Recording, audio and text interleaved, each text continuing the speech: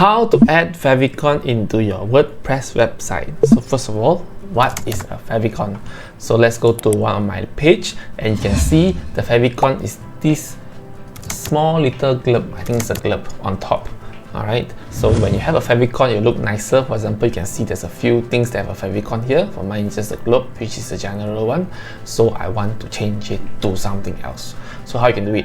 First of all, log into your WordPress dashboard. Okay, it is actually very simple. Go to Appearance, go to Customize. And then next you go to your General Settings.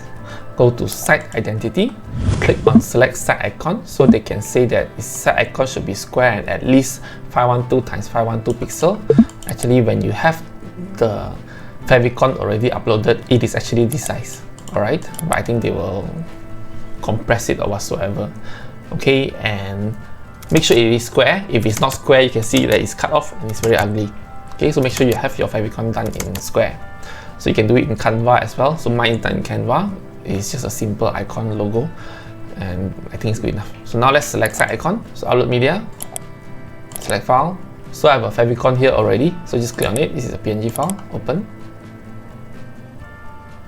and then select. So you can see that it is already cropped. As you can see the app icon here, crop image, you see it's already here. Then you just have to click publish, and then you can see it is a rocket right now. So let me just refresh this website, and there can you see a small little rocket. Alright, so that is how easily you can change your favicon inside your WordPress website. If you like what I share, give me a like, and if you have not subscribed to this channel yet, subscribe to this channel and turn on notification bell so you don't miss any of my future video.